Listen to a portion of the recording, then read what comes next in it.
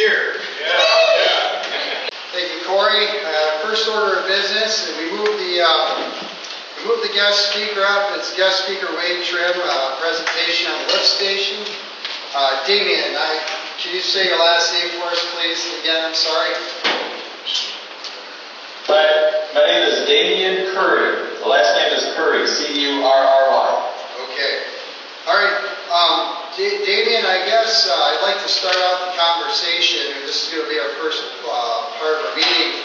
Yeah, guest speaker is you, and I'd like to ask if you could give us a little bit of an overview on the three different types of lift stations that we're looking at here that the board needs to be aware of, and the public.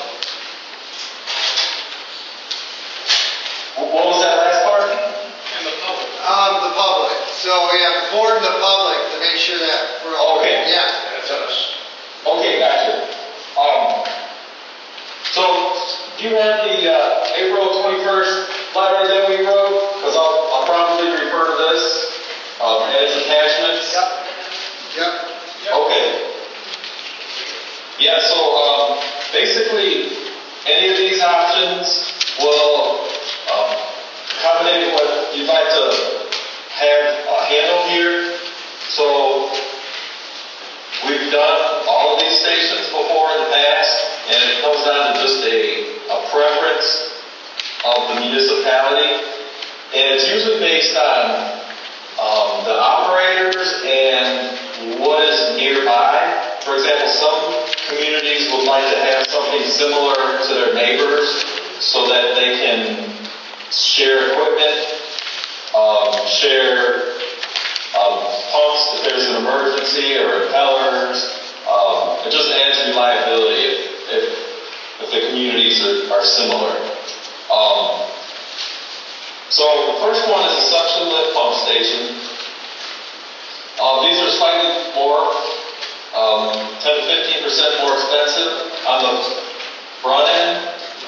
And I'm getting these costs, this generalization cost from a company called Cooper, who sells Gorman rub stations, which are widely used in Michigan and even in this northern climate. So the suction lift has the pumps above ground, which some communities find advantageous because you can just flip open the doors and access the pumps or the control panel.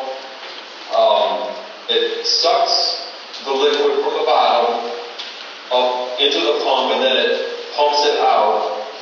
So all the piping is underground. The station portion is above ground with the pumps and the control panel.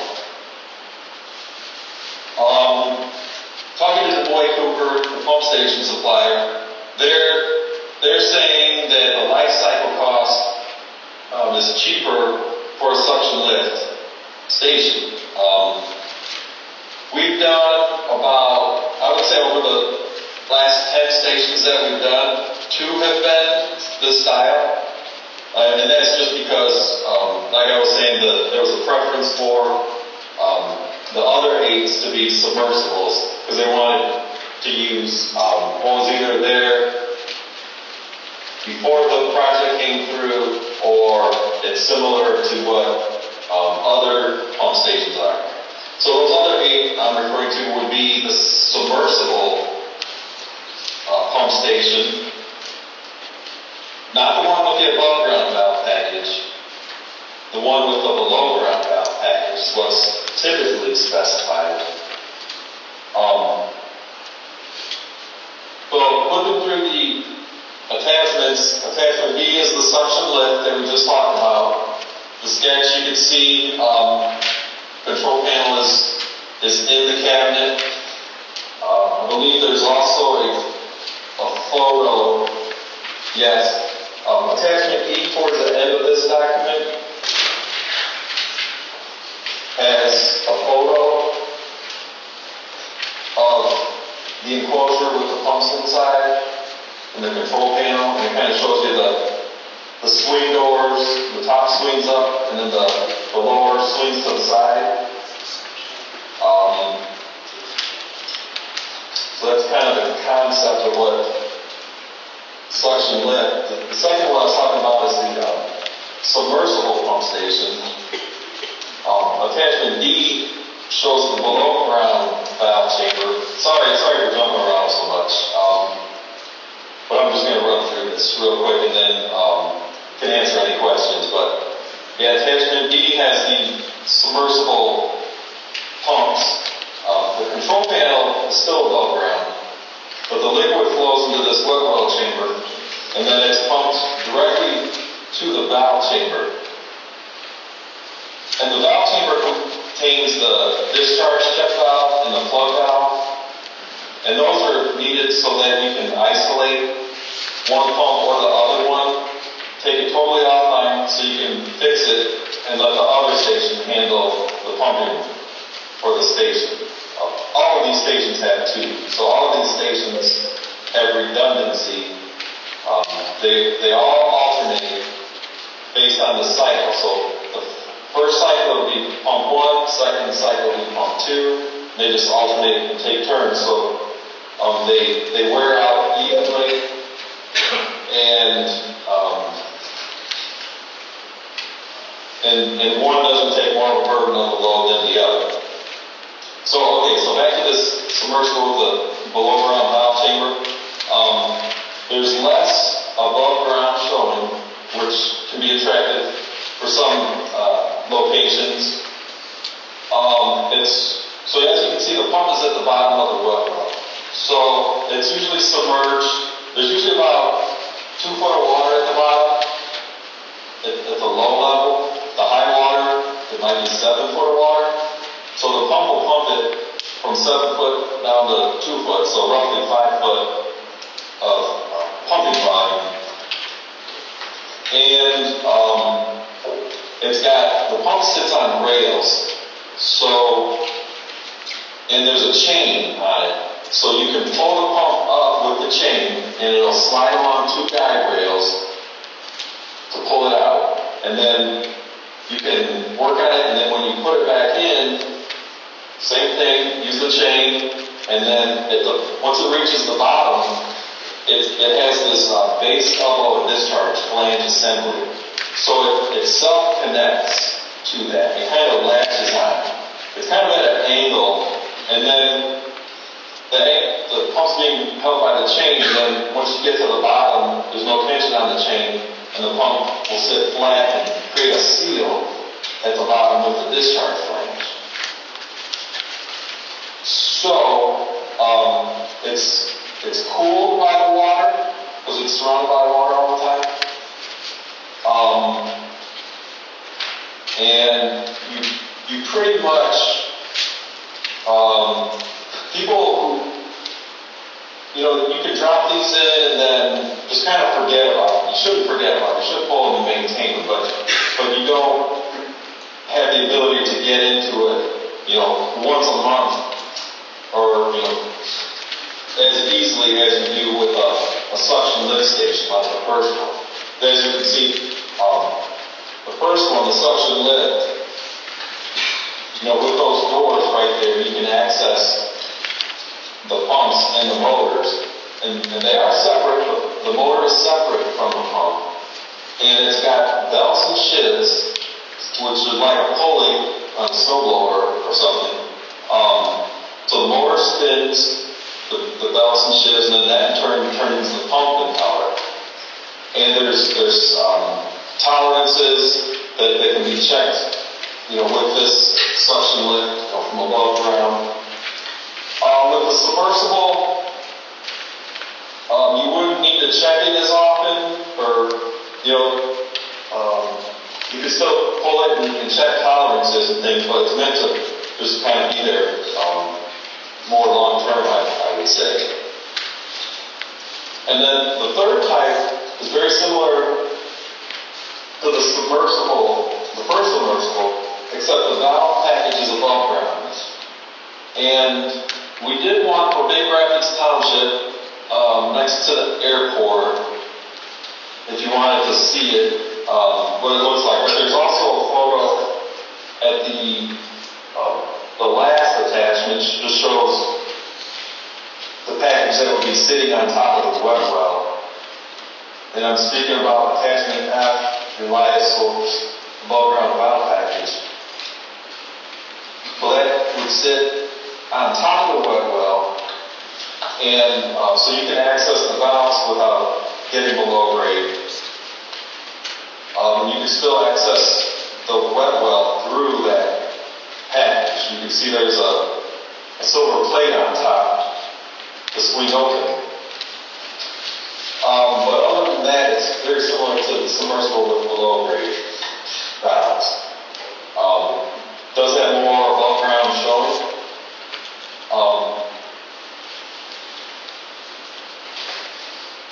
So the control panel is inside of it. There's still going to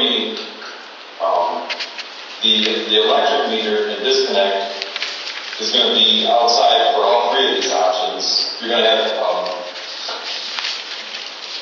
the disconnect switch and meter on a unistrut or that's shown. That's shown an attachment D. Well, actually, no, that's just a control panel. So anyways, there will be something above ground for all these. Well, hopefully I didn't confuse you too much, but at this point I'll open it up to any questions, fill in any blanks and things like that that are not explained very clearly. Damien, I would like to start out the questions by asking, what's the most popular pump to install that you've seen? I mean, you've said, the complete above ground, the siphon feed pump style is, you've only like in the last 10, you've only done 2 of those. So like, what is the most popular? Is it the submersible with the valves down below, or the submersible with the valves above, or is it a combination of both? What's been your experience? The most popular would be the submersible with below ground valve chamber. Really? Why below ground though? It seems like you have a corrosion issue if you put the valves down below. Wouldn't it make more sense to have the valve pack up high? Or is it because of the system that you put the valve down below, for a drop? I'm sorry, I don't think I caught all of that. It sounded like there's a concern about the valves being below grade. Yes. And corrosion. Yes, that is a concern. It is not as nice of an environment as an above ground valve package. And so it can, depending on the environment, I don't think you have a high groundwater table there, so if you did, this could be full of water much of the time. But still just being underground, it's going to be subject to more moisture. So corrosion will be a little bit more of an issue, but the way things are painted and the epoxies and enamels and coatings that are put on the piping and the valves,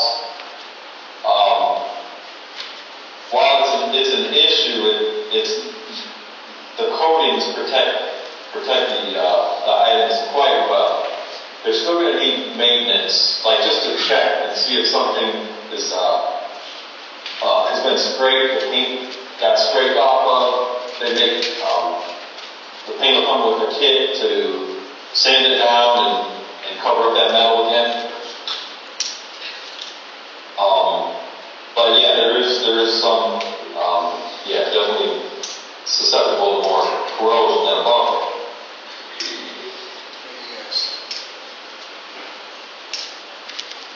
I appreciate question Damien has, Jeff. Only one of them do I see. There's a 6x6 foot fiberglass enclosure. I don't see dimensions on the other 2. I'm assuming all 3 of these have some type of above ground enclosure. And are they all similar in terms of size?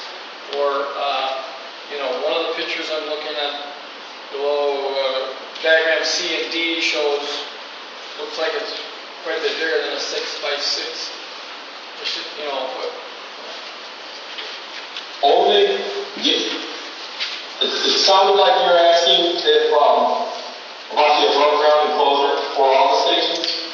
The 6x6 is only for the suction lift station. So the suction lift, which is attachment B, yeah. is the only station that's going to have the 6x6 above ground enclosure. The others have bigger or no above ground? What's that? The others have larger or no?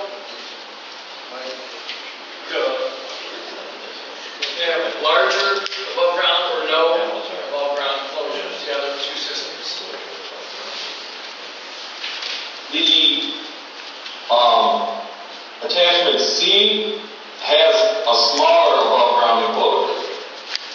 It's just got the valves in it, so it's not as big as attachment B, the suction lift, but it does have an above ground enclosure. I think that's shown the very last page, attachment F, has a colored picture of that. Okay. So it's got the valves above ground in it. And the attachment D, the submersible with below ground valve chamber, is the one that has nothing above ground except for the control panel. And what's not shown is the fuse disconnect. We'll hook up for a generator. So there's going to be one more little panel about the same size as that control panel we drew on that attachment D. But other than that, that's the one without anything above ground, is the one on attachment D. Attachment C has a smaller unit, looks like 5 foot tall by 3 foot wide, with the valves. And then, of course, attachment B has the pumps and the valves and everything above ground, suction lift. Thank you. Did that answer your question? Yes. Yes. Okay. A question on longevity. We've been debating this, and we have a system that's, 40 years? Right. Something like that, which is still working. Are all of these very comparable in terms of the longevity when we're looking at cost and long-term? I'm assuming they're going to be kicking along after we're gone from this earth.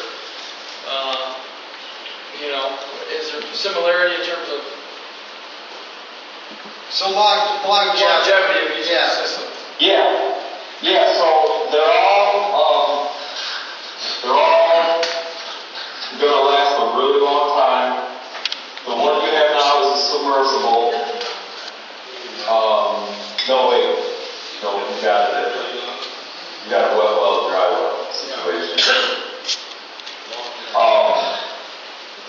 Yeah, so the wet well, dry well situation, they kind of got away from that and started going towards submersibles after that, and these suction lifts after that even. So I would say for longevity, the one that would last the longest, I would think, would be the suction lift, because you can swing the doors open and access everything pretty easily. And so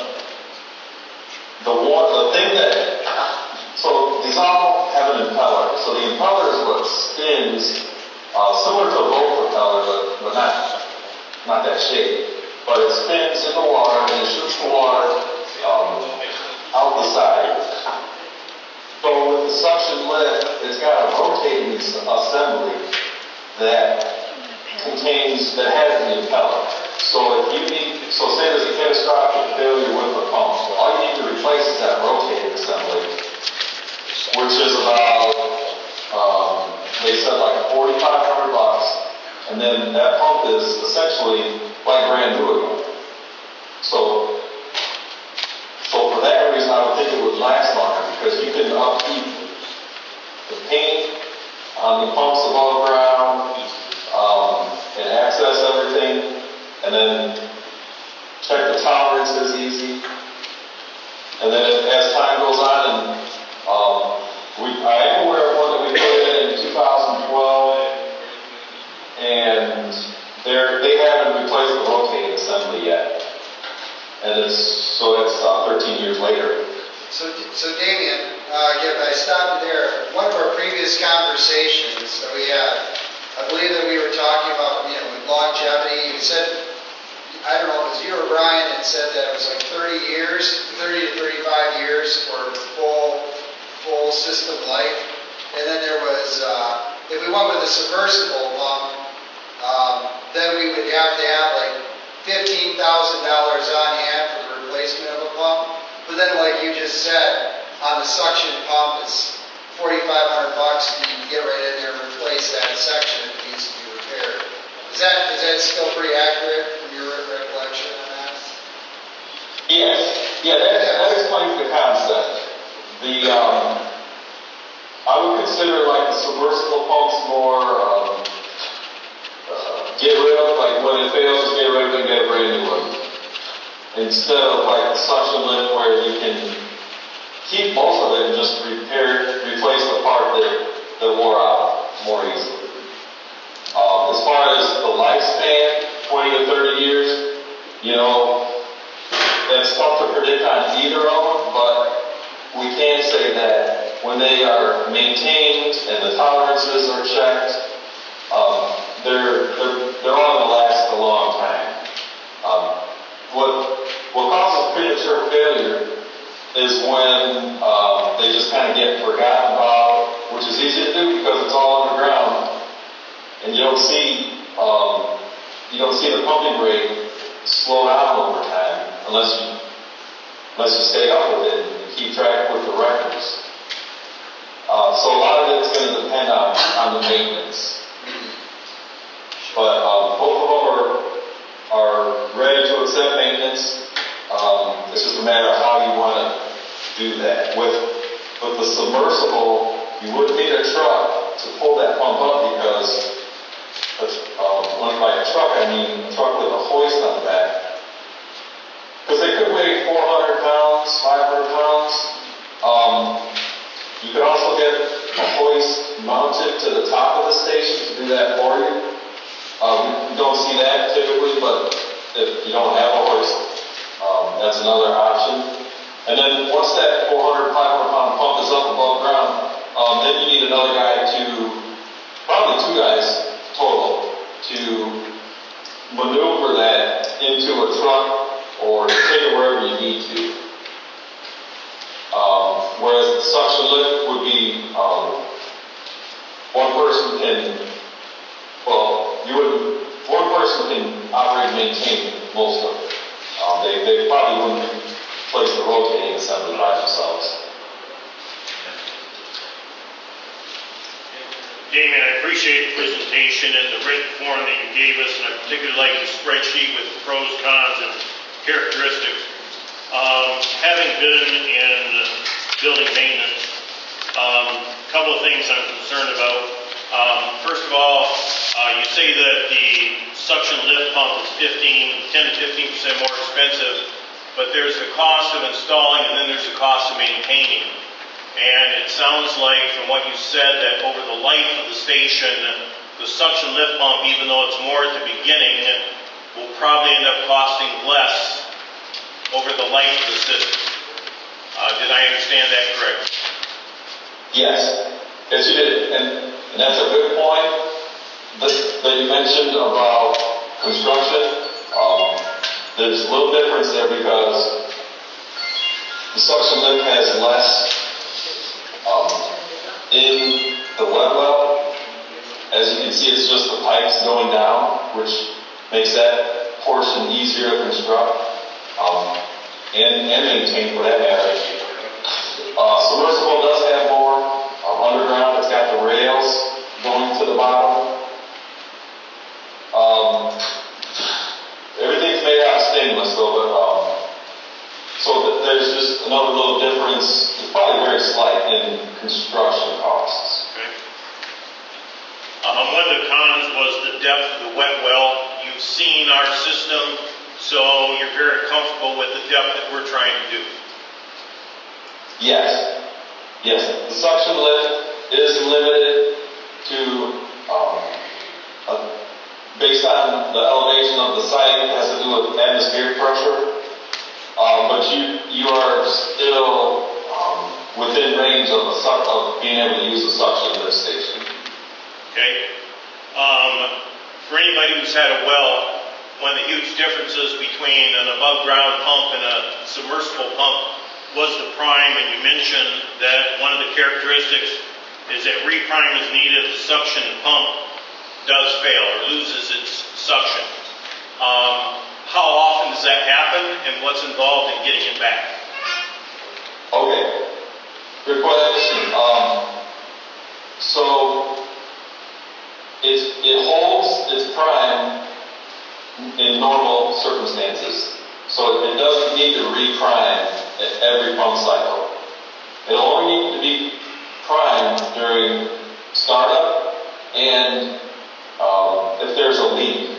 I've heard of stations being put together and then started up and not holding the prime. And the further they looked into it, there was a leak on the suction pipe. So what happens is the water, during the prime, the pump's going to fill that pipe up with water. And then when the pump turns off, gravity is going to want to pull that water back down. But as long as no air gets in, it can't do that. But once there's a leak, then the air can get in to replace that water, so the water will go down. So they are very capable of priming when needed. So you don't have to do anything special with that to make that happen. You just turn it on. But you don't have to. But it doesn't happen every cycle. So once it's primed and it turns on, it'll pump immediately. You won't have to wait for it to prime.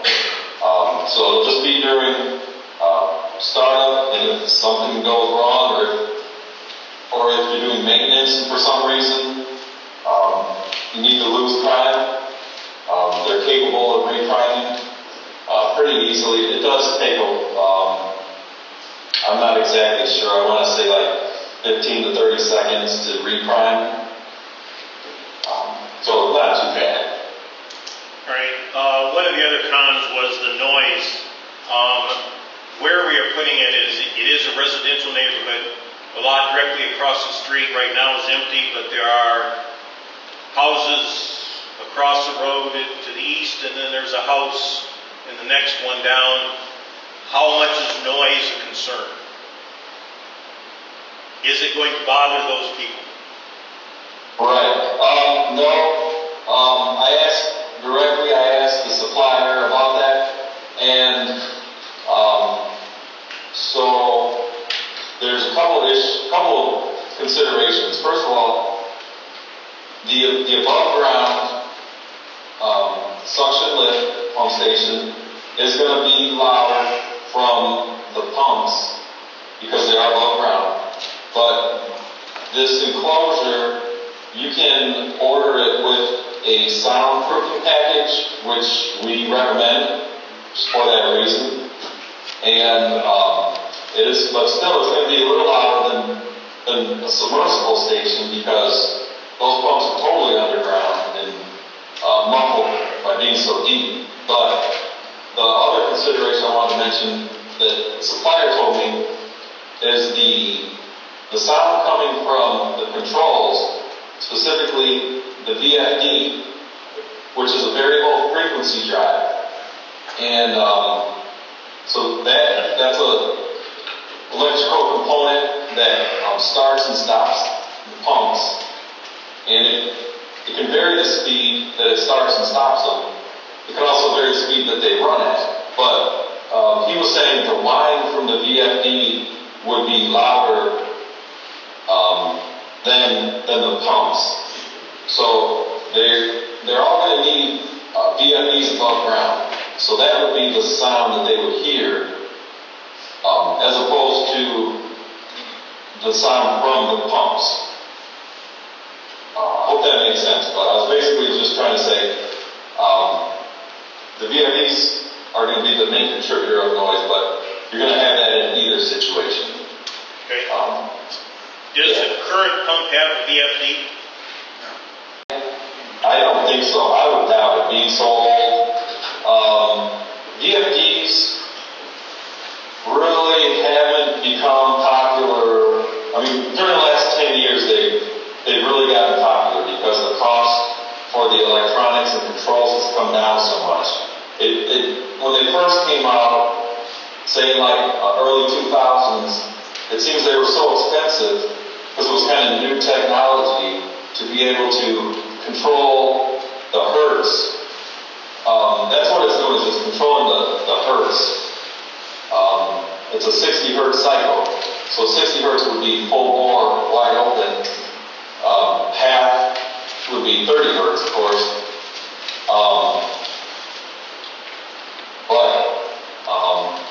But what that does is the VFD, it prevents a quick start and a quick shut off on the motor. Because that's what can damage the motors the most in the old days was they call it cross the line start. So the float will trip and ask for a pump on, and it'll just get an immediate jolt of electricity, and that's hard on the motor.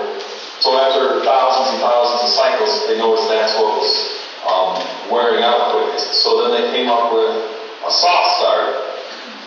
So what that does is just basically takes that jolt and just spreads it out a little bit, similar to a VFD.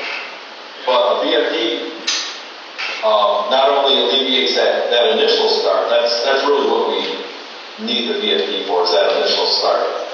Some stations, not this one, but some stations, they need that VFD to ramp up and down depending on what flow is coming in. They can automatically increase their speed or automatically decrease it, so you don't overpower, say, another pump that's on the same line. So it just offers more control flexibility, having a VFD. And they're so cheap now, we recommend putting them in all stations, above ground or below ground. Makes sense. Does the submersible you put in by the airport for Big Rapids Township have a VFD in it? Would we be able to hear what the sound's going to be like from going and looking at that one? I don't think it does. Okay. That was about 2003, roughly. And I think that was before VFDs. Okay. Thanks. Yeah. Davey, one other question, because we're talking about the drives, VFDs. How much does something like that cost for replacement? Just ballpark. I would say, well, I was going to say 5,000, but I bet they're even cheaper now. Maybe 4,000, maybe 3. Is that a 110? Is it a 110 deal, or is it, what kind of power does that VFD take? Usually 3-phase. Okay.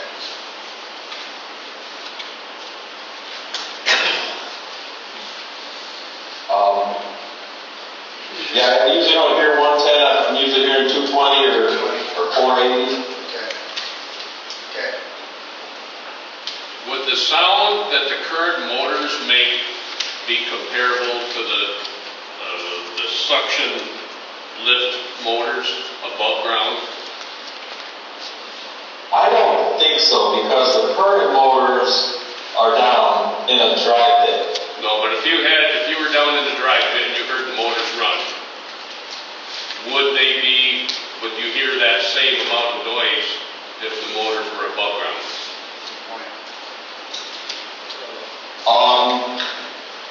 I think it's going to be, when I've been at stations below ground and they turn on, it's very loud.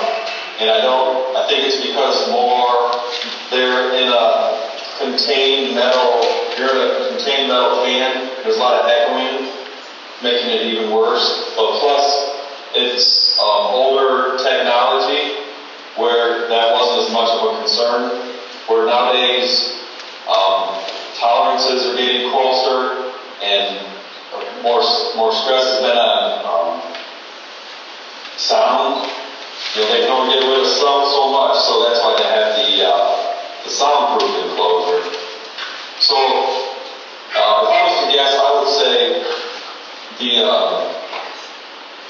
above ground ones are going to be much wider than below ground. And I don't know, I think it's mostly because of the tin can effect, but also just because of the technology and the age of the pumps and motors.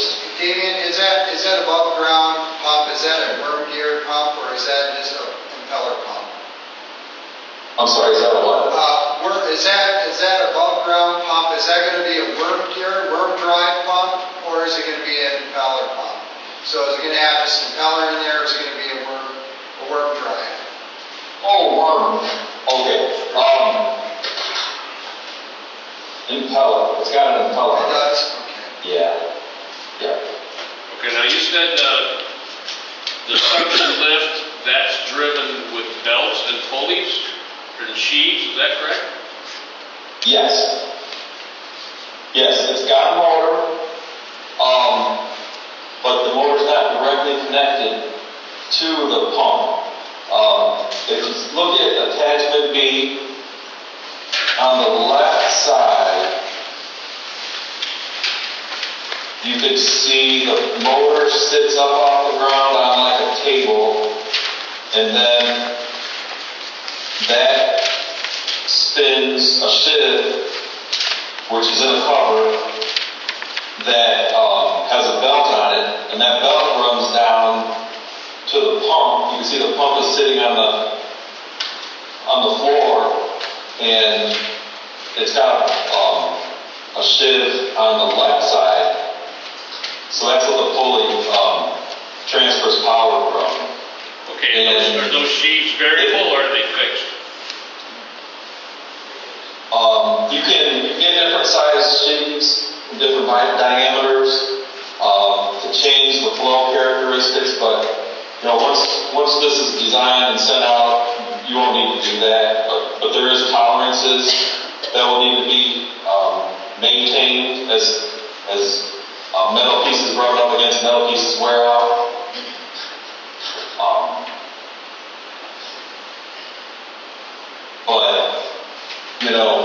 That's so. I guess the advantage here is one advantage. I guess is the motor. If you have something wrong with the motor, you don't need to take out the pump. You can just take out the motor and have that fixed, as opposed to need to take out both. So it's kind of nice to have them separate. Damien, I have a question about the 10 to 15% higher cost of the suction lift system. 10 to 15% could be a considerable amount of money if it was a $800,000 package versus a $350,000 package. We're going to need more information at some point on what the cost is before we can make a decision, I think. Or are you wanting to make a decision now and build the package?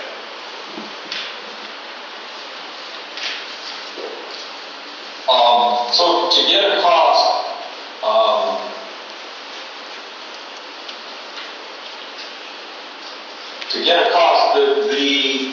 we could get a hold of the supplier and get a cost, but the unknown would be the cost for installation. Each contractor is going to have their own price. So that. Have you got a ballpark figure in mind for each system? I mean, you have some guesses as to what they will cost? Or could you get back to us with it in a reasonable time with something like that, or would you have a ballpark right now?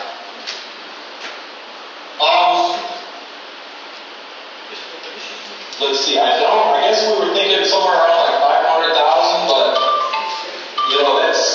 it's tough to say what prices have done because it seems like after COVID they really skyrocketed, and so we're not sure if they're going to maintain or if they're going to drop, because you usually don't see things drop, but perhaps with competition and multiple bidders, you could get into a situation to bring the prices down. But maybe we just don't have a lot of pump stations done recently to say where this is going to be, what a contractor is going to see when he bids it, what he's going to look at.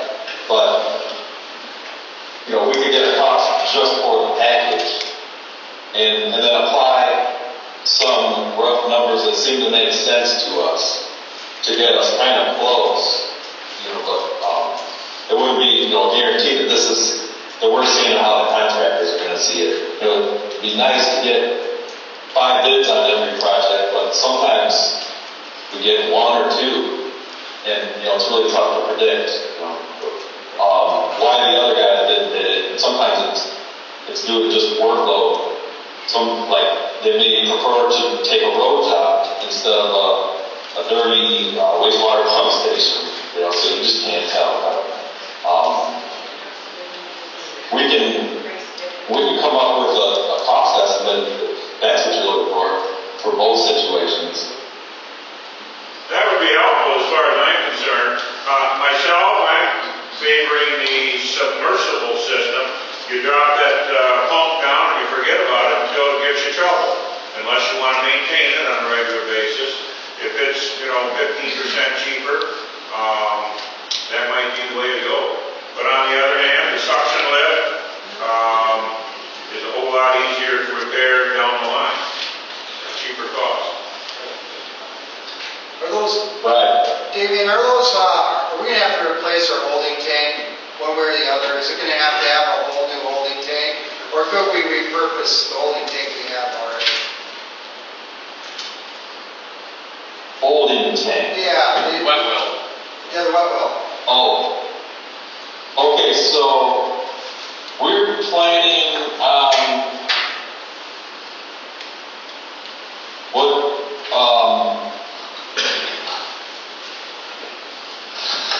so that holding tank,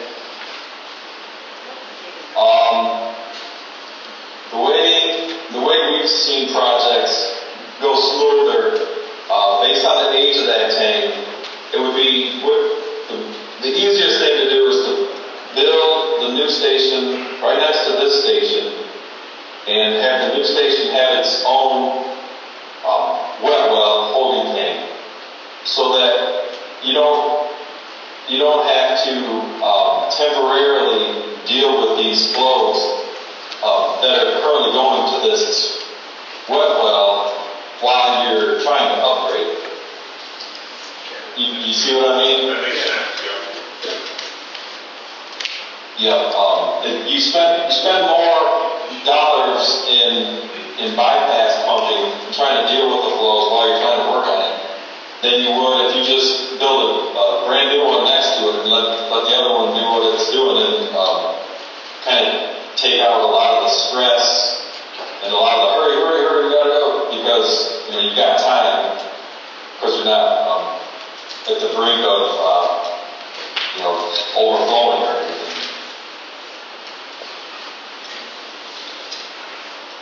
So Damien, we have a couple representatives from our sewer committee here, and Jim Peak and Paul Quick.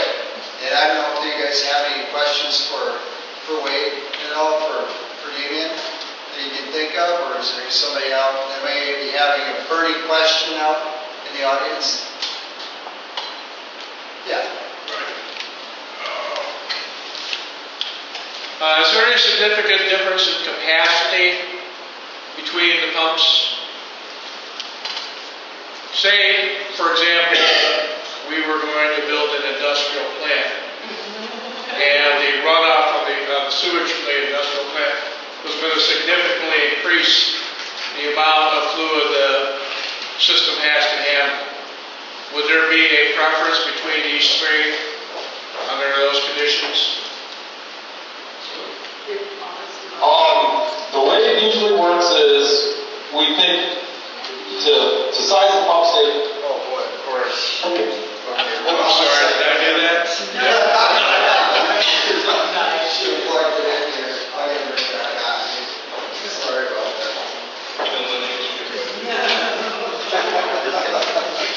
No, I happen to be one of the houses he mentioned right across the street. So I don't know if there's stuff to We're not.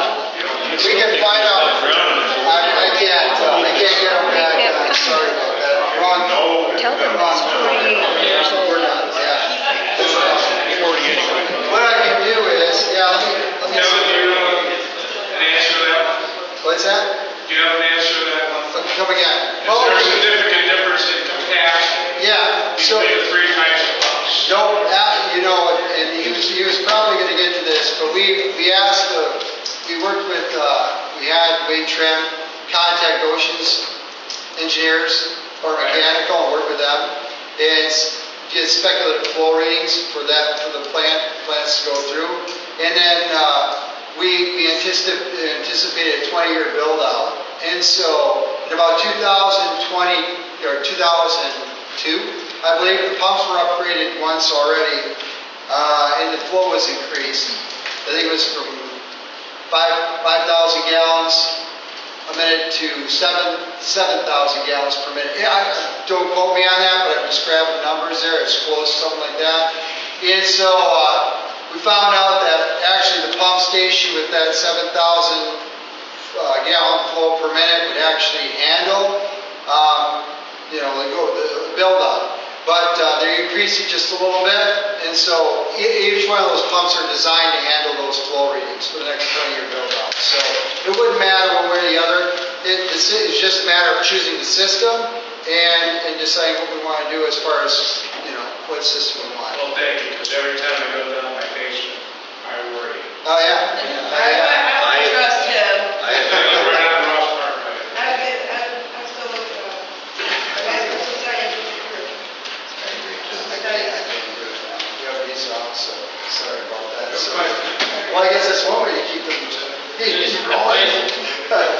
Yeah.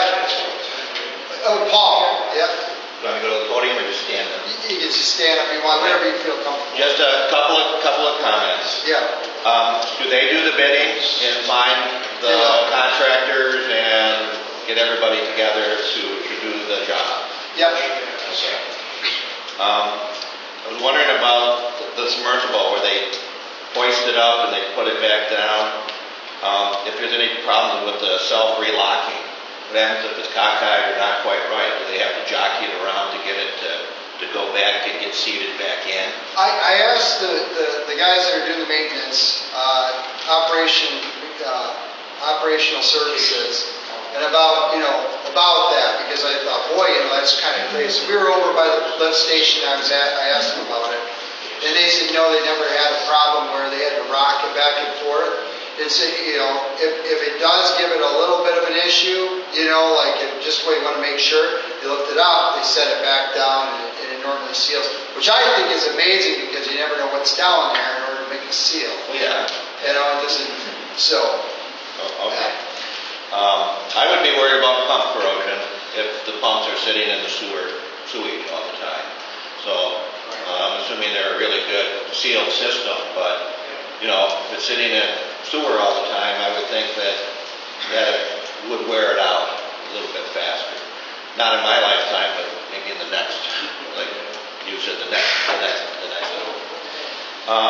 Did anybody do anything about downline in case this thing is just cranking the water through and the sewer through?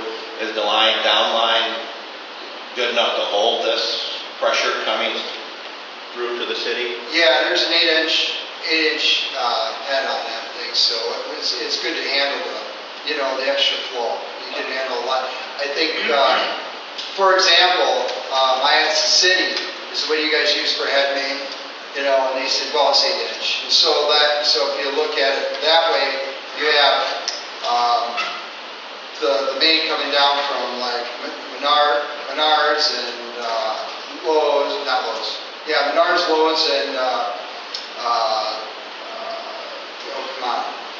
the grocery stores. That's all. Yeah, that's all. Yeah, it's all 8-inch. So you can put a lot on. Okay. A lot of water. But our pipes are 50 years old, so I'm just making sure that they don't get that first blast of good hard water through it. Yeah, it blows them apart. Well, it blows something, like an air valve or something. Yeah. You see sewage bubbling up at the end of the runway. Yeah, sure. And then the last thing he said that they want to build a new system next to the old one. Yeah. That is the road median, and I don't know if we have an easement to that or because that's a boulevard. It's a nightmare, Paul. If the county road commission owns that property, or they don't want to accept it. We don't have a number on that property, and so it's just kind of no man's land. We thought we'd actually own a place in that median that was, deeded to us because our equipment's there. We don't have that. So we're still digging down some of it. It's got to be done with the county yet, and we just got to, pressure the county to help us sort this thing out some more. But nobody really wants to deal with it. Well, it was just a thought. No, it's a great thought. That, it's a boulevard and, Yeah. that'd probably be road commission or the county, however you want to put it. Right. We haven't, And it's the same thing with Charlie Brown Park too. We've had those discussions, but there's nothing, we have basically a lease for Charlie Brown Park, right? But the median, there's nothing. well, county commissioners here, maybe that would be something they should check. Yeah, there you go. Do this, so they could beat us 30 by 50 plots of land.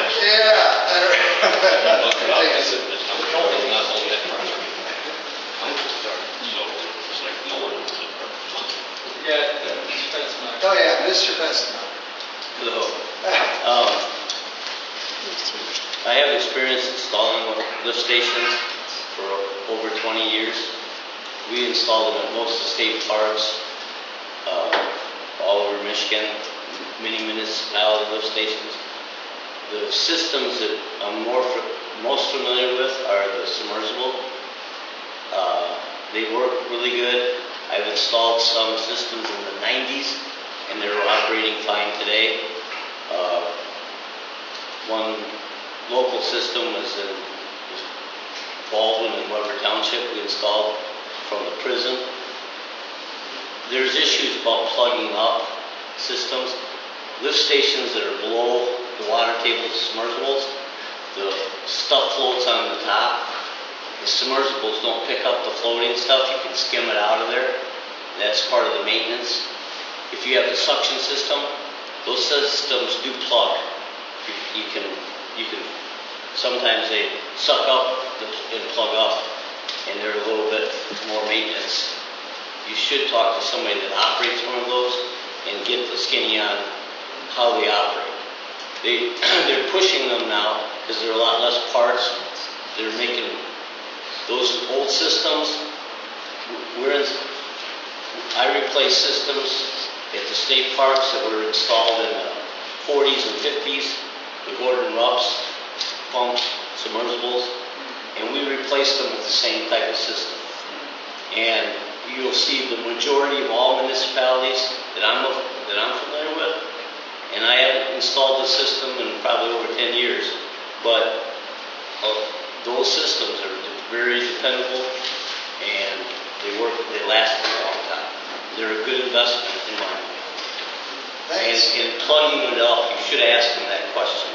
Okay? Yeah, will do. I might add that the manufacturer, sounds like, goes to great lengths to make those pumps and valves corrosion resistant. Oh yeah. It sounds like they're using an epoxy paint. They send out a special kit where you got to sand stuff down and repaint it. They're built out of stainless, brass.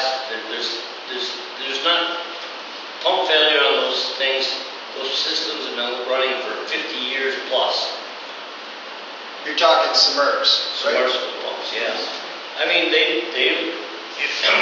If you feed it sand, if you feed it something that's, if you have a break in your line, that's what causes a pump failure. It isn't the pump itself. Those last for a long time. The line maintenance, what you suck up in it, and how you plug it up. The submersible pump sets low in the water. He told that. That pump stays cooler. It runs cooler. It lasts a lot longer. All that stuff in your chamber is out of the weather. A storm comes through, blows your shack down, rips up your above ground. You can repair a few wires, but if you have to take and repair all the stuff above grade, your system can be down for a long time. We set storage tanks for the bypass systems, so when they're running in some of the cities, they can't do a well beside a well. because of logistics. And the bypass systems, I've seen some get hit by tornadoes and things like that, and have above ground buildings and get destroyed, and those systems are down months and cause a lot of damage. The below ground ones barely ever get hit or phased. I guess Darrell is right with the suction lift system, they do plug. And speaking from experience, you'd be surprised at what they get plugged with. Yeah. You know, clothes, underwear, Tennis shower shoes. curtains, bath mats. Yeah. How the stuff gets down toilets is beyond me, but it will wrap up in the impellers and the pump will run, but not pump.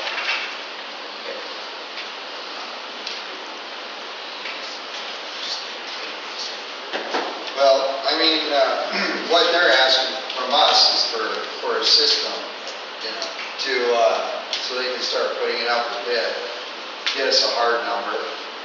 They're gonna, like I was telling Paul, it's like, they're gonna put it out for a hard number and then come back with us, you know, get a few bids, get the lowest bid for installation, and let us know what our number is. But if we wanted to, yeah. One more thing.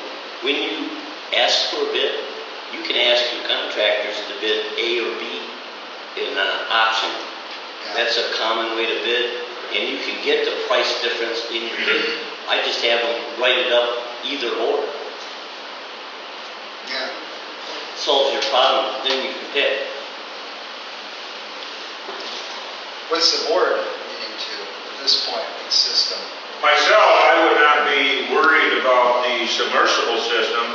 There's a rail that the pump drops down onto, and it just sits on a little flange. It has no choice but to go right down and sit on that flange. If it doesn't seat properly, you lift it up, wiggle it, drop it back down. I mean, there's a redundancy to that system, all the systems. The pump runs until it doesn't. And when you got one pump that isn't running, then it's trying to replace it. And I'm guessing that's going to be 15, 20 years down the line. It is, and they're just monitoring amperage on the pump itself, you know, on the motor, clearing pump. So it's like we're gonna still get specs on it as it goes along throughout its life cycle. Well, I'm just thinking that 10 to 15% higher on the suction lift system could be a considerable amount of money. It could be a deal breaker. I'm sure it could be. But we don't know that until we have a little bit more information on all the systems. Well, what's weird too is the suction lift system efficiency tends to run around 52%, where the submersible is 73%. So the suction lift motors would be running a lot longer to get the same work done. Plus, I hear the word belts and sheaves. I didn't like that. As soon as I heard that, I thought run fast. Those rubber belts wear out. I've got enough experience with belts and sheaves. I don't care if it's new or 50 years old. It doesn't last. No. It's unpredictable. Right. Can't replace the belts. Do we have an estimated timeline on when the decision, well, when the bids are taken, when the decision will be made, and when construction might be started? It's a matter of the availability for the people that can install it.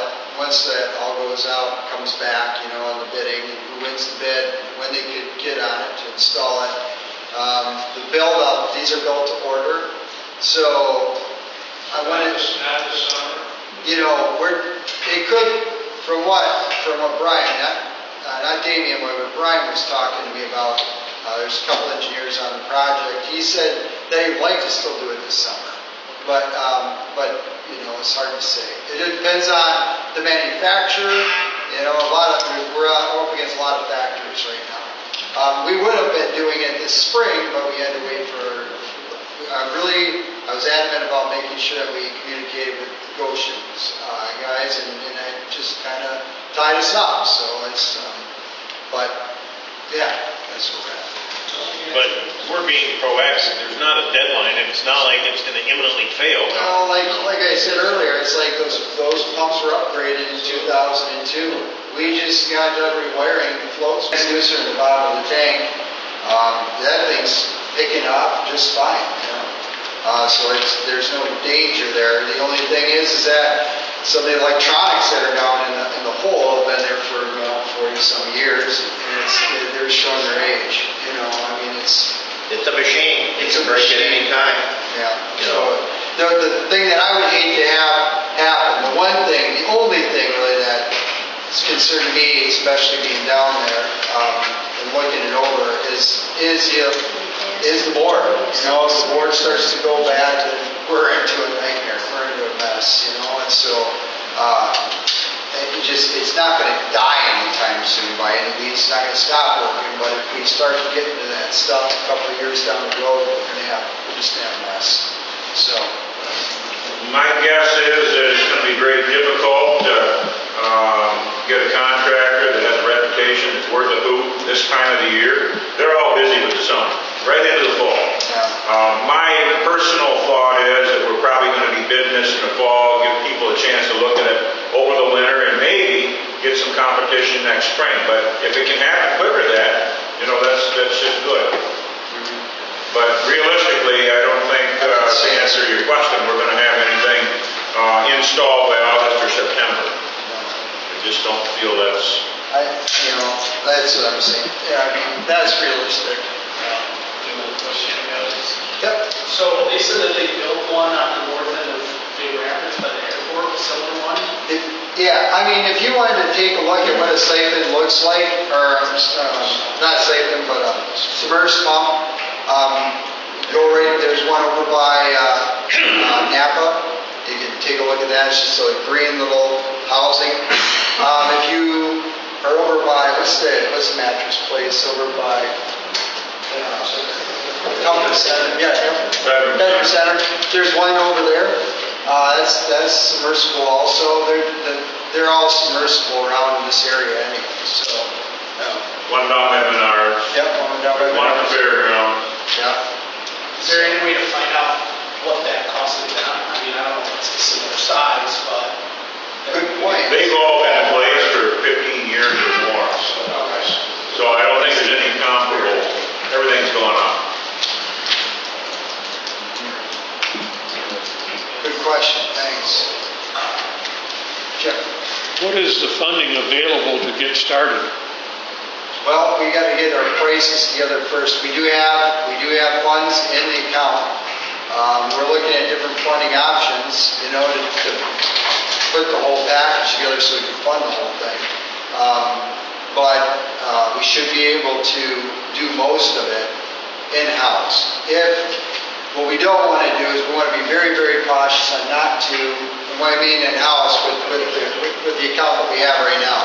But what we want to make sure is that we don't deplete that whole account, because we're going to have something in case something else happens. You know, so we're going to have a little fund balance there to make sure that we can keep moving forward.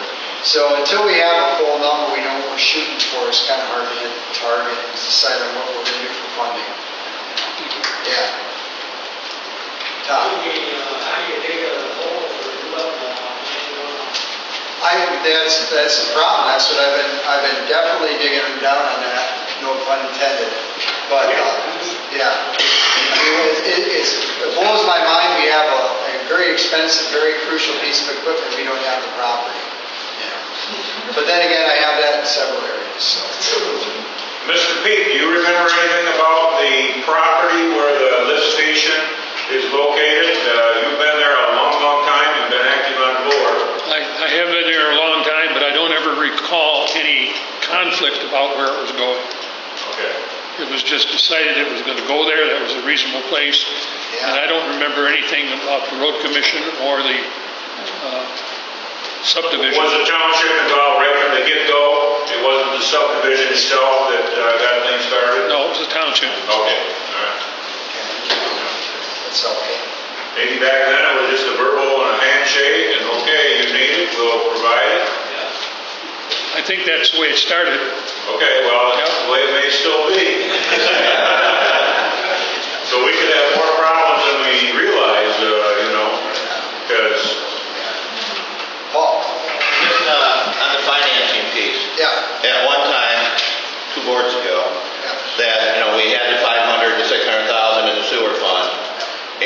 if it was gonna run, 150 or 200,000 over, they were gonna loan the money from the general fund back to the sewer fund. You just couldn't give it, you had to charge like 1% or something like that. That way we would all keep it in-house. And then they would pay it back by gradually increasing the sewer rates and then getting excess money, putting it back into the general fund. Yeah, and that's an option that we're looking at, but I mean, I don't wanna go down that road and, That's what was just happening 3-4 years ago. Yeah, and it's like, I think that everybody in the sewer system needs to be aware of that. When we get to that hard number, then everybody has to take a good look. You have to have a candid conversation about how we want to do it, and then we just, the board, runs forward with it. I don't think the board should, nor would I want to ever bring it, say, hey, let's pass it like this. I want to get public input. Yeah. Well, Kim Chapman had made a bunch of spreadsheets. If we increased it this percentage, this is how much more money we're going to get back annually. And if we increased it a little bit more or less, this is what we would be getting back, through the sewer rates now, to help repay whatever was taken out. He had done small percentage increases over, 5-year, 10-year time period to see what money would be coming back. As like our own special assessment, basically, Yeah. right? And then when it dropped down, were you planning on dropping it at that point? That I don't remember. Yeah. I don't think so, because once it got to a stable point, they wanted to build up a reserve. Yeah. So we didn't get in this position again in case they needed the 5,000 or 10,000 for a pump, that there would be money there, Yeah. Okay. Is it possible to get a grant from the state, cover this as infrastructure? I'm looking into that. I'm digging into it. I'm looking everywhere I can for money, as everybody knows. So, yep, make sure we can, do the things we need to do. I just make a final comment, and a couple of times, and it's really brought that, you alluded to if it's properly maintained, or this maintenance or whatever, and I don't want anybody to think that that's just sitting there not being looked at. We have a regular preventative maintenance program, a system is checked, it has been checked, it will continue to be checked. We're not going to put in a brand new system and then just go, hey, we got her done, let her go. That's going to continue, as it should when we make an investment of that amount, any amount, really, but. So just, we do have PM program and monthly and So you're not for ships and belts? Nope. No. And plus the efficiency is, Yeah. Well, what scares me is the suction. Losing prime. Losing prime is a nightmare. That's a nightmare. And it's like, yeah. Ross, what do you think? What are your thoughts on it?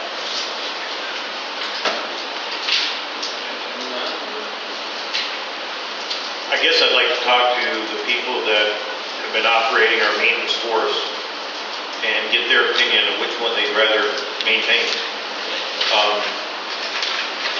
I realize there's an upfront cost, but, like I say, over 40 years, it becomes a wash. I'm not sure the finances, the initial cost is what ought to drive us, but I'd be curious to know from the maintenance point of view, if they have a preference on it. So they do. They have a preference, and it was one of the reports. I'm not sure if it's the report that we have here in front of us, but they would like the suction, is what they were thinking. They said they really enjoy the suction because they can open it up and they can just service it, and it's not a problem. And it's less cost to the township. They were selling it to me. It's less cost to the township, because if we do go with the submersible, we're going to have 15,000, no problem, in that account ready to rock and roll. Is that from trim, or is that from operational services? That was operational services, yeah. And we had a conversation with multiple op services individuals. Kent Mechanical, just kind of a quick discussion. It wasn't anything in depth or nothing. They said it would fit the township's budget, and it would be fine with them, and they would just work with whatever. Basically, they cited the fact that we have we have a lot of submersibles in the area anyway, so it doesn't matter.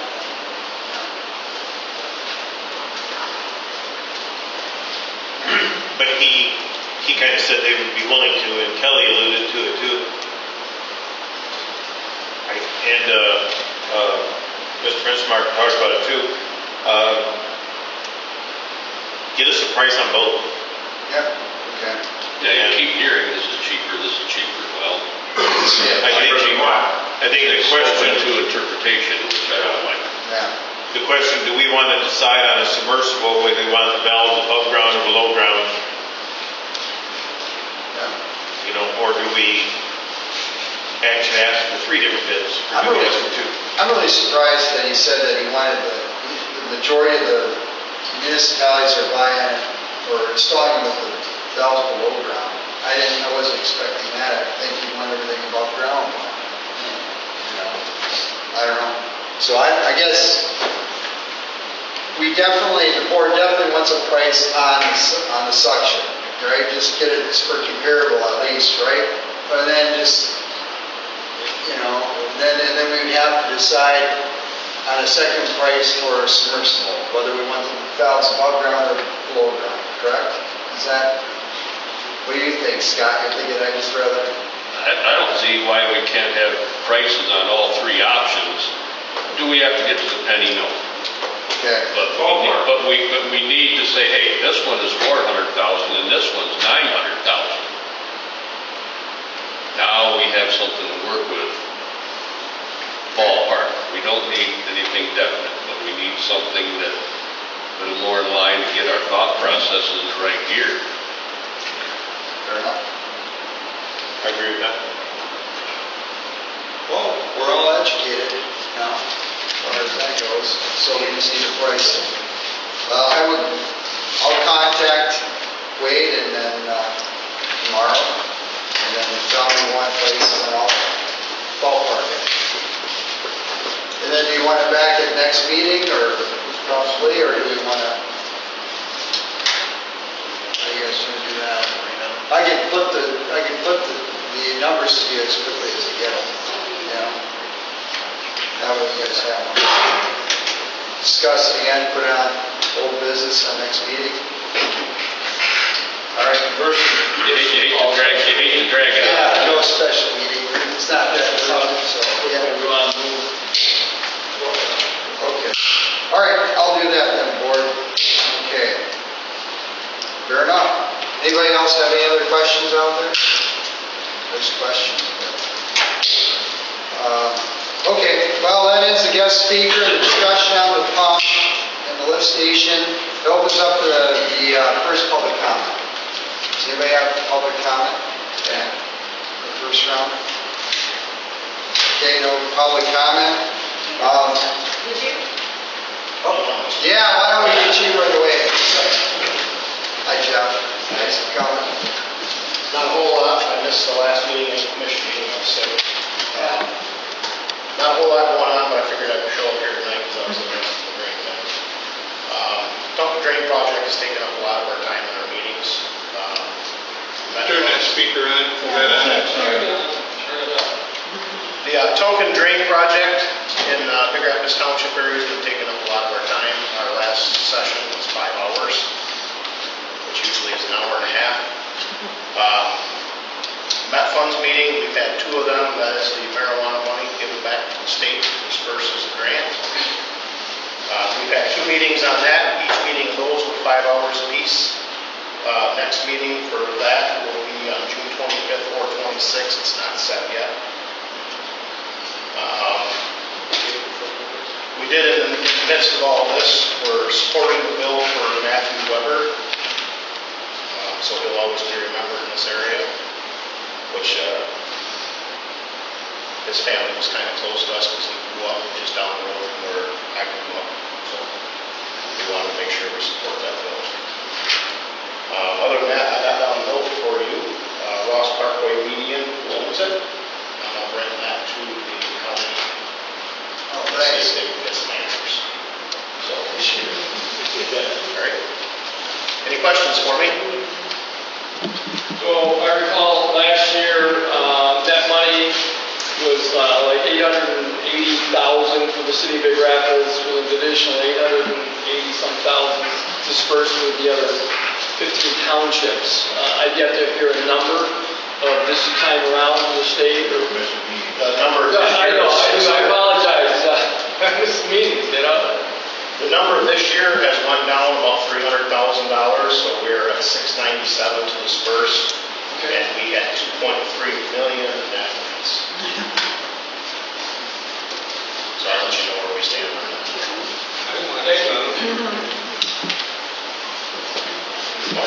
Well, thank you, Jeff. Thanks. Appreciate it. All right. I guess I'll say something that Okay. advertise and everybody knows.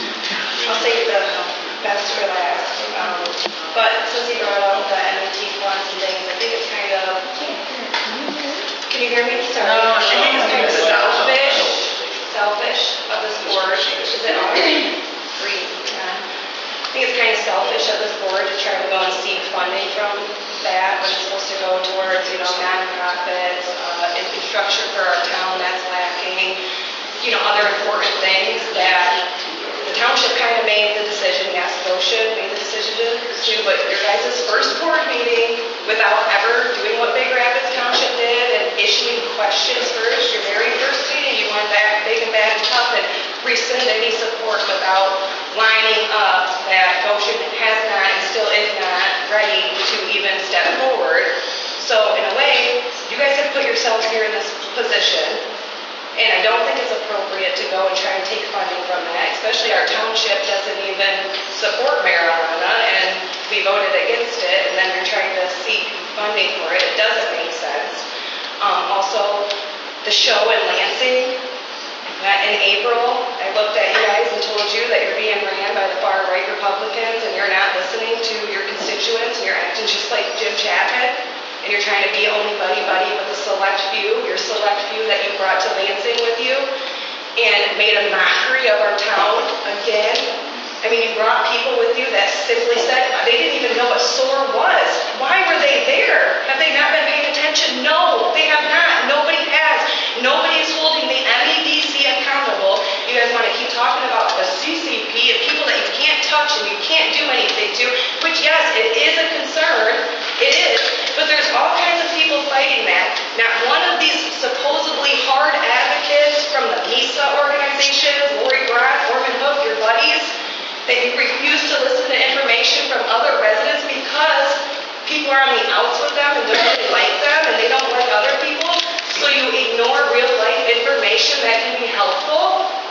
It's just like Chapman. It's just, and you just now admitted with the sewer you spoke to Goshen.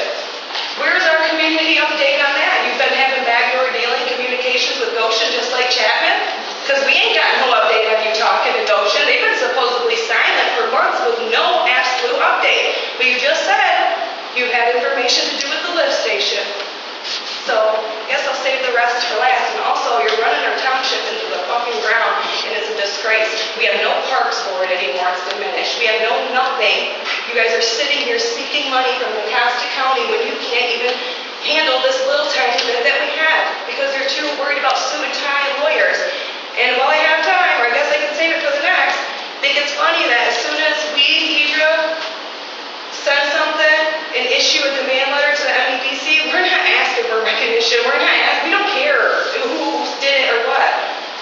Bruce Baker, your other little buddy that you got his wife in here running our township when nobody's around all the time in this building, he's up there at the Mecosta County Board asking for them to hire lawyers to go into the Renaissance Zone.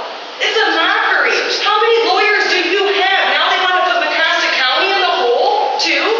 When we don't need lawyers, we need mindful, willful people to use their own brains, and we have a lot of them around here. But you must have, or Bruce Baker must have these attorneys in his pocket, or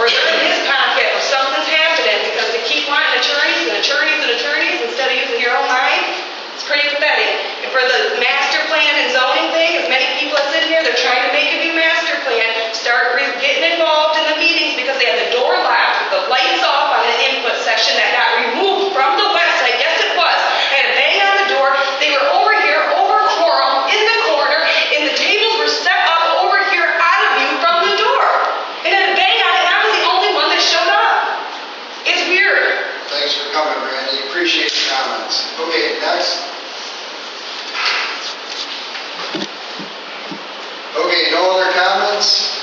Okay. All right. Okay, so we have a couple of, everybody's sent the additions on the agenda. Let's see here. Which way do we start? Let's go in to correspondence here. No, you don't want to go to correspondence? Yeah. Okay, additions. Yeah, let's do this. Okay, A1's services. We had no bridge regarding the trash pickup this year, and quite a big difference in tonnage from previous years. So everybody has one in the packet, and oh, okay, should have one.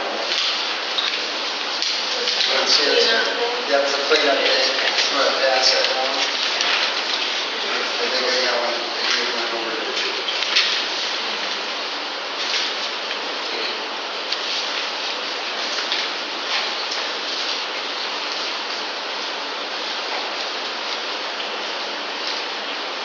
Would you like to talk to the cleanup day?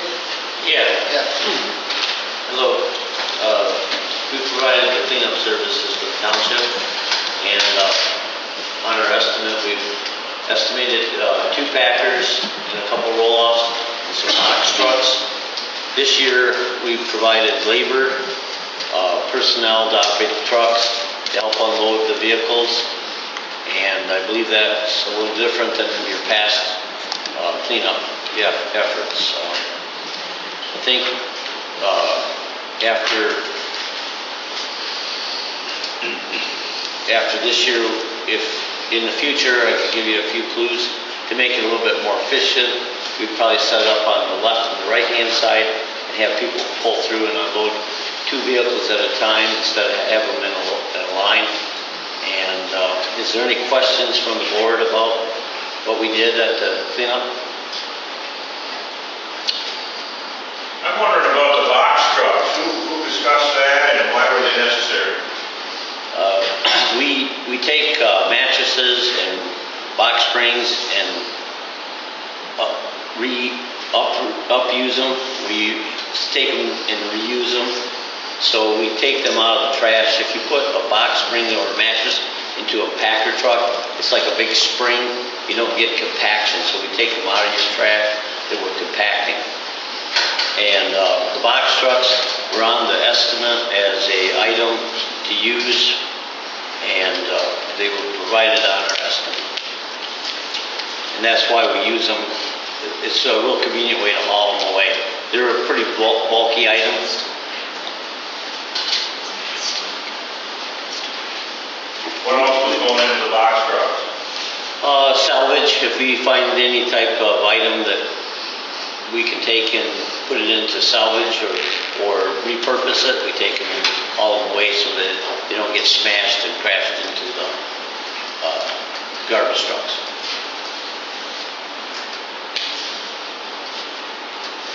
We take one of the roll-offs and we try to put large furniture in a roll-off. We try to put couches, any large pieces of wood, anything that if you put it in a compactor body, we can get 3 to 4 to 1 compaction on a compactor. If you take mattresses out of it, you're packing air because they bounce right back after you pack them. So we take furniture, mattresses, box springs, and large pieces of wood. If anybody brought a 4x4, because if it gets jammed in the compactor body, the compactors don't work as efficiently as if you take that out of the waste. We provide services for approximately 30 other townships. We've been doing it for close to 20 years. We operate the Osceola County landfill and transfer station. We've been open since 2010 up there. We don't advertise, but we can take waste from all communities in the area. And I think your cleanup went pretty well. We provided all the personnel to do the work. If you can reduce the bill in the future by having more, sometimes we have the Cub Scouts work with us, sometimes we have different groups or, like the Elks group sometimes will help a township or the Moose group, Moose people. So, I'm a Moose member, so. How does year's cleanup for this township differ from other townships? Well, we service small townships. Cherry Valley has probably 300 residents. You have a fairly big one. You have a lot of people, and it depends on the weather. If it's a rainy day, you have less. This year, we proposed 2 trucks on the original estimate, and we actually brought a 3rd truck because your total tonnage was 25 tons of waste that we removed. And that's a lot of trash. I mean, it's just incredible that much was brought in. And we added a truck, another packer. It only hauled a portion of a load. It had 4.5 tons on it. Our big truck took 9 ton. One truck took 7.5 ton, and the last truck that we didn't fully load, the 3rd truck that we added to the cleanup to, unload it, take all the debris, took 4.5 ton. Or, excuse me, 3.5 ton, not 4.5 ton. Is that a lot of waste, a lot of heavy waste then, did you see it? Well, waste is a hard number to ever find. We try to, you can have a lot of volume with light waste, like a mattress and a box spring. They're bulky, but they don't weigh much. But if you have a lot of debris, and it adds up. And we have our scale up at the landfill, and we took all the trucks across the scale. We weighed the waste that was put in the boxes. Again, furniture doesn't weigh a lot, so those boxes weighed less. And I would say if you were using roll-off boxes, you normally have to carry it from the individual's vehicle, the trailer, or the pickup truck, or the car, and you have to carry it 30, 40 feet to put it in the front of the roll-off box. You need to get your best bang for the buck, stack it like cordwood all the way back to the back of it. It takes a lot of effort, labor, and we unloaded, I don't know how many people came through the thing, but there was a long line of people. And we just did Martini Township. We've been doing them for years. Martini's in Mecosta County, and they're real similar to yours. And sometimes we've used 2 trucks, and sometimes we've had to bring the 3rd truck in.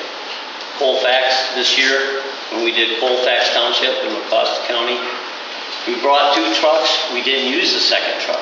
So we always have a standby, because every other year they need the other truck. This year we didn't bring a standby truck, but we went and got it because we're just up the road about 30 minutes from here. We're in Reed City where our trucks are parked. So we were able to accommodate, get all the waste picked up. I think we did it fairly efficiently. I can improve it now that I've seen what you do, or how many people show up. I would set it up a little bit differently. Like I said, at Martini we set it up on the left and the right so that we could have two actual lanes of unloading. It speeds it up a little bit, makes your people not have to wait in line quite long. Excuse me. Yeah, we had 135 people participated this year, and so there was already stuff in the dumpsters that were dropped right before your guys were telling me, and they had to sort of. Yeah, we had to reshift that material because people just throw it in there helter-skelter, and in our crew, I'm sure you had board members there. They stayed busy the whole time. And we discharged, we were close proximity, so the travel time was minimal. And our facility where we unloaded our trucks is up here in, just south of 2 Mile in Richmond Township at the landfill. And the personnel you provided they were always moving efficiently. Well, they're trying to get rid of that long line of people. Again, if we did it for you in the future, this is a moving target for me, because we give you the rates of the value for the weight, we give you the man hours, we just give you all the unit prices, and I've seen the township bill be $6,000, and I've seen it be $75,000 or $8,000. It varies just depending on the weather, depends on what they bring to clean up and how many people show up. It moves around all the time. So, I mean, you got what you paid for it. You got a copy of that invoice. It's very detailed. We're not pulling any punches. We just want to get paid for what we did. Oh, we appreciate the help, sure. I guess, just to put things in perspective, Mr. Fenstermacher, several years ago, we got away from the public police services because they were charging $6,500. It was all like that, was a lot of money, too much. We thought we could do a better job with someone else. Last year, we did it for $4,500 and change.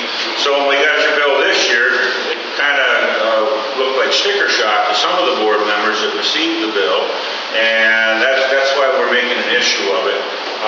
Your people did an excellent job. It made our jobs much easier. There's no doubt about that.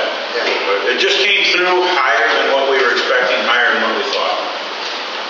Well, and I didn't estimate labor for your thing. We only had the hourly rates on there, so I could have probably threw a more hourly estimate on providing manpower. But, you know, to the board too, if you want to supply your own personnel to do the work, we still have to supply an operator for our trucks, but you can have volunteers doing the loading and unloading, and it saves money, and it depends on, you know, who you can gather up to do it. They just have to show up, because if you get that many people there and you don't have the manpower, it could be a real pain. Well, thank you. Yeah, your efficiency was on the mark. Yeah. Well, we could make it a little more efficient too, which would reduce a little bit of time. And another thing too is when we saw that you had more people in line and we were getting full, we made the decision to bring a third truck in, which bumped up the cost a little bit more. But again, 25 tons of trash, it's an incredible amount. I did some other cleanups and, they're lucky to get 35 or 15 to 18 tons. You guys got a lot of trash. We're trying to clean it up. Right. So. Okay. Well, thanks. All right. Well, if I hope that we can work with you again. Appreciate it. All right. Thanks. Thank you. Okay. All right. Next order, addition to the agenda is called a splash top remote access. It's for the assessor. And what it will allow our assessor to do is to field calls and access software here at the building, so that if he's out and about, they're able to access and help out people in the township that come here for questions. So it's $60 a year. $60 a year in order to make sure that we have that. We're looking for the board to okay an additional $60 a year for the splash top remote access for the assessor. It just allows, Hardware or software? it's basically just, Benny can probably explain it better than I can, but when you have like remote support come in and help you on your computer,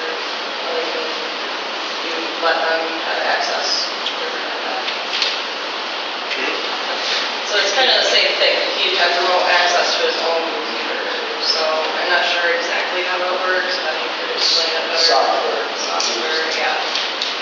So I'm guessing it's because Thursday I called, I had a question about one of our vets, and he had to wait until he could access her information to give me.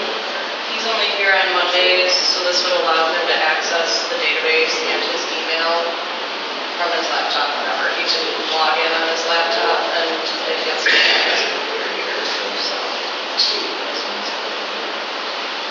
Security wouldn't be an 60 a year. concern then, security would be a concern. Benny's been using the same stuff with other townships, and he said he hasn't had any issues.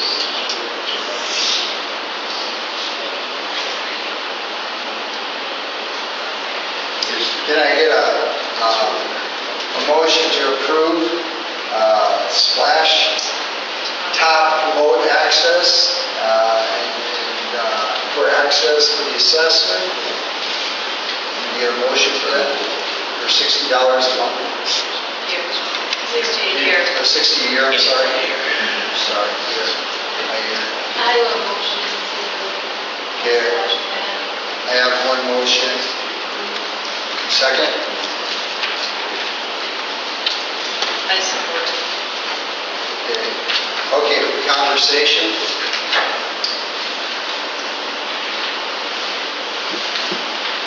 It will help me be more Well, everybody be more efficient. Okay. No further conversation, go for a vote. Walsh. Yes. Rebo, yes. Bushway. Yes. Marlin. Yes. Needs. Yes. Moore. Yes. Cruz. Yes. Okay, motion carries, thank you very much, Court. Drinking fountain repair is the next addition to the agenda. We have an older drinking fountain.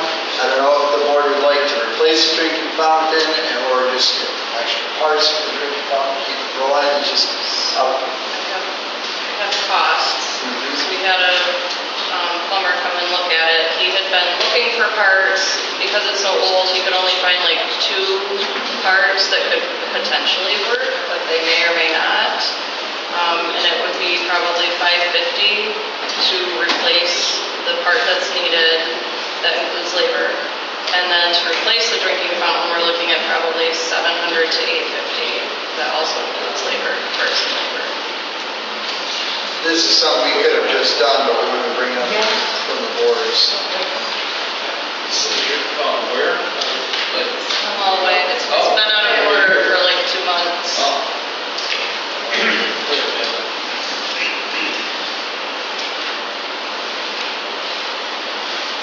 Anyone have questions?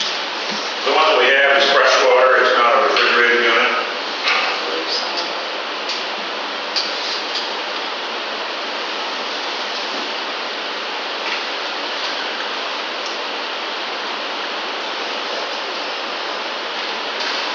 We're looking about $300 difference between getting all the replacement parts and Yeah, 250 to 300.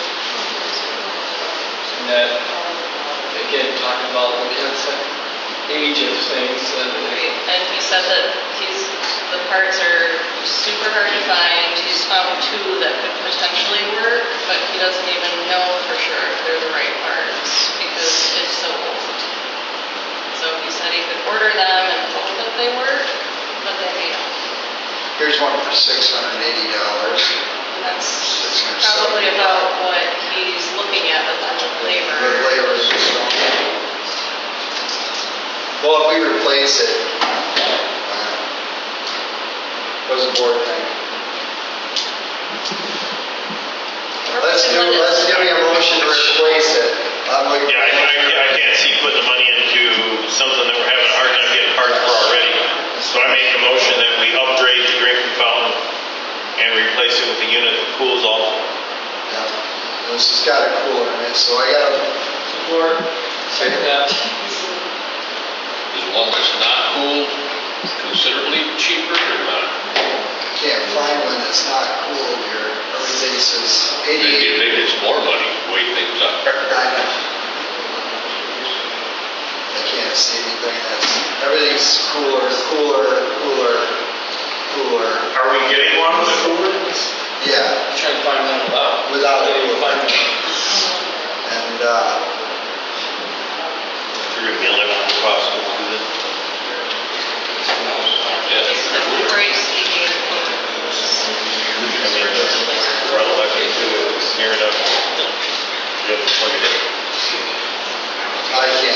can't find anyone here. Yeah, Is it cooled down? I don't believe it is. Okay, so like Ross says, we're gonna have to run power to it. Yeah, there maybe, So- unless we just install Run it. the cord, go across the floor. What about a water cooler? Just plain old fashioned, you get the water, big jug of water cooler. That would be so much cheaper. It's like a water bubble. There used to be a regulation where a public building had to have a drinking fountain. Yeah. So I'm not sure what the regulations are, especially after COVID, if we have to have it anymore or not. Well, if we We have, have it, it's not working, but I would think if someone rented the building, they would want to drink the fountain. Yeah. 50 people to get a drink. so we have two motions. Easy. Okay. Any further discussion on the drinking fountain to replace it? Okay. Let's go for a vote to replace or upgrade the drinking fountain. Meads, Yes. Thorne, Yes. Bushway, Yes. McFarland. Yes. Rebo, yes. Walsh. Yes. Bruce. Yes. Okay, thank you much, Board. We'll work on the drinking fountain. Now that brings us to correspondence, right? We're done with this. Okay. All right, first correspondence is we have a letter. Let's see here. From Mesa. The one that I had on the agenda, the other one I had before the agenda was this legal one. Right, okay. Well, let's do the Mesa one first, because it is, so, basically, it's a letter from Mesa, regarding the validity of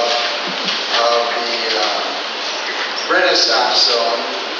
However, we are already in litigation regarding these things, not this thing in particular, not the Renaissance zone. And I would recommend that the board take this letter under advisement and allow the attorneys to look it over and let it play out however it needs to play out. I don't, Mesa asked that we would make a resolution to support their stance and support the county in their efforts to look at the Renaissance zone. But at this point in time, with what the township is involved with regarding Goshen and those types of things, I think we just take this engagement under advisement and pass it over to our attorneys. I already had sent the letter over to the attorneys for their review, and they're just waiting to see if we would like them to look it over and just take this letter under advisement. That's all.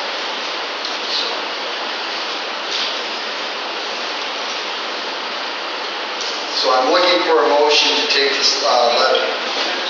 I mean, we can do it now. We don't really have to do anything. Just look at it.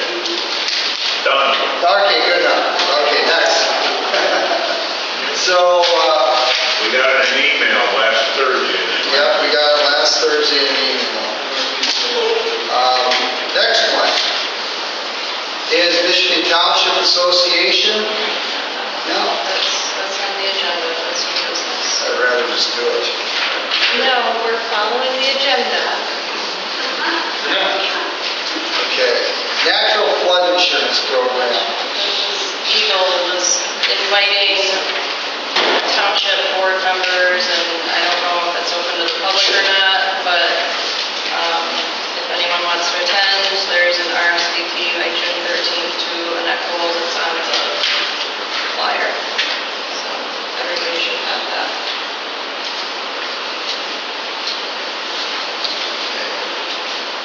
All right. Are we allowed to get a copy of that? What's that? Are we allowed to ask for a copy of that? I can give you a copy of it. Sure. Okay. Sent it in an email, so if you want me to email it to you, just. Okay. Okay, we also have Correspondence from consumers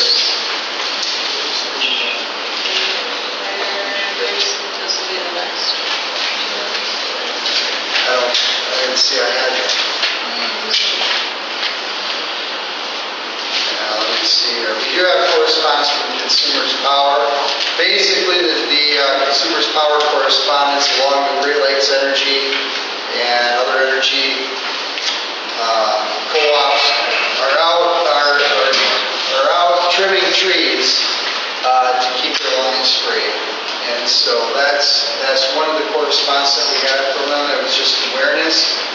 And Great Lakes, Wolverine, West Iowa. yeah, so just to kind of take a look at this correspondence here, February 27, 2025. This is the second correspondence we have from the power companies. An application for approval of renewable energy plan was filed with the Michigan Public Service Commission to fully comply with Public Act 295, 2008, as amended by Public Act 235, 2023. And basically, they've applied for approval of renewable energy plans. So these are all the other, renewable energy. They're inviting people to give their opinions to, so if anybody needs that, I don't know if it's even applicable to anybody here, but we received them, so. And basically what it is like when we sent out our notice letters for our master plan, this is what this is. So just an awareness letter. Okay, this correspondence. This is the last one. Yeah, you want to cover this one? There's not really anything to There it. you go. You guys all have the handout, or you should have the handout for the Costa Conservation Bus Tour, which is July 21st. So if you're interested in that, you can contact Brooke Bowman. Don't have it? Should There have. it is. I'm writing down. Anybody else not have it? I don't know. There's some. Come get your mail out of your mailbox, and I'll put them in there for you. Oh, okay, so that's the end of correspondence. That moves us to the consent agenda. And I'm looking for a motion to approve the consent agenda. Hold your horses, because I have those meeting minutes that everybody has to look at. So, you can still get a motion, but Yeah, I I need have to consent. take that around to I everybody. need a motion to approve the consent agenda. I'll make a motion to approve the second. Kelly first. And then second.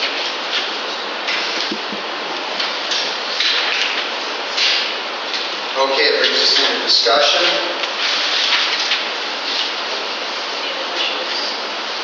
I guess I've got a couple questions.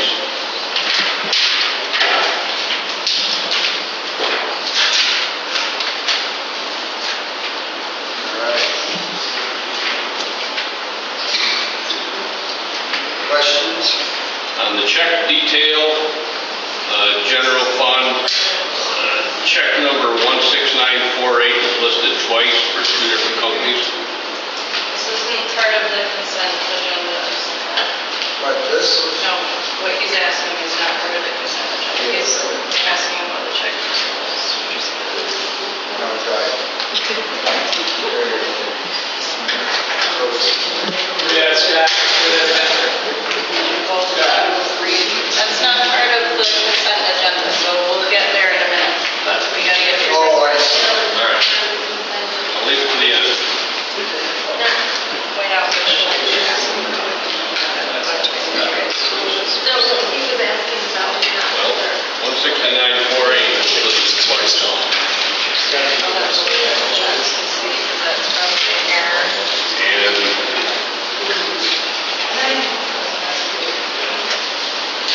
the check is 16972 for $0. 16973 is missing.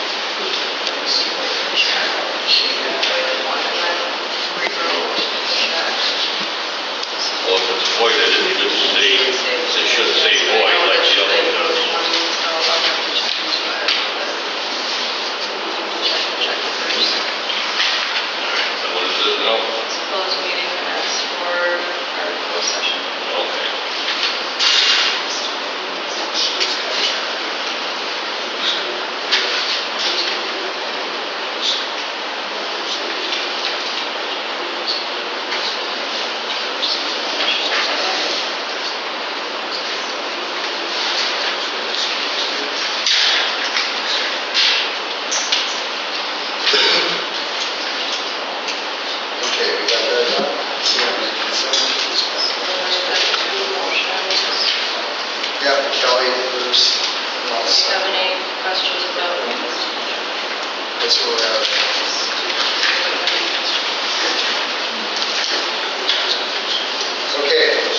cover it.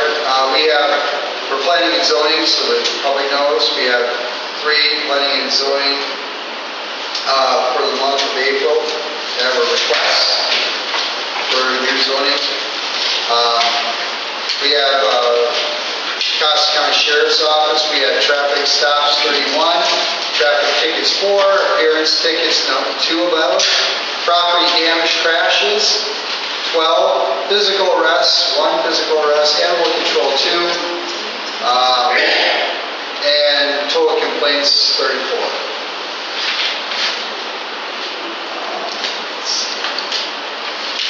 And we get a report. Okay. So in our sewer, we have 86,314.60 cents. The actual lift station account is $247,506.98. And then we have our CD that's also for the sewer, $128,875.62. And our general fund is at $760,396.40. Okay, thank you. Any further discussion on the consent agenda? No further discussion on consent agenda. I'd like to call roll. Bushwig, Yes. Leeds, Yes. Harlan. Yes. Rico, yes. Thorne. Yes. Walsh. Yes. Cruz. Yes. Okay, thank you, board. We approve the consent agenda. That takes us to old business. There's no old business. And new business, now I can talk about the MTA. So we have to renew our MTA membership. It's up $2,466.25 for the township. And I would like a motion to approve the MTA renewal. Well, do we want to add any of this other stuff to it, or leave it as is? I'm fine leaving it as is, but these are like education packages. Do you want, there's additional educational packages in this. So what we could do is we could work online at home. If we had some questions, we could do those things, and just go through classes at home at your own. So if you wanted to add to that, we could add those packages on to the baseline price. We've never had that before, but we could do it this year and try it out. So there's a plus. If you look at the back side, it's a premium and a plus package, premium package and a plus package. Essentials, which is the cheapest. Essentials. I'd like to make a motion that we approve our annual expenditure to the Michigan Townships Association in the amount of $2466.25. Thank you. Okay. I'm going to second that. Second. Any further conversation? Move the vote. Bushwig, Yes.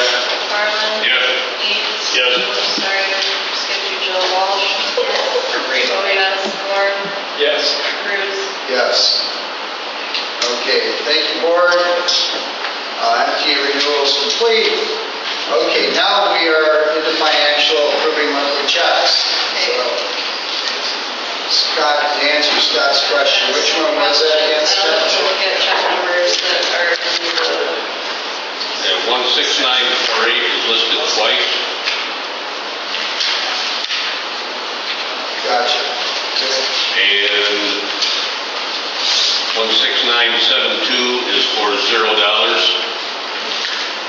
And 16973 is missing.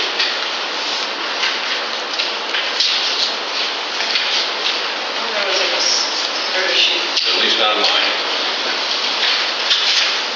John thought there was a mistake on John Hancock, so I know she took one out and then rewrote another check for $100. Is voided? I don't see the $100 check, so I'm assuming that that one is possibly supposed to be, I'm not sure why it says $0 though.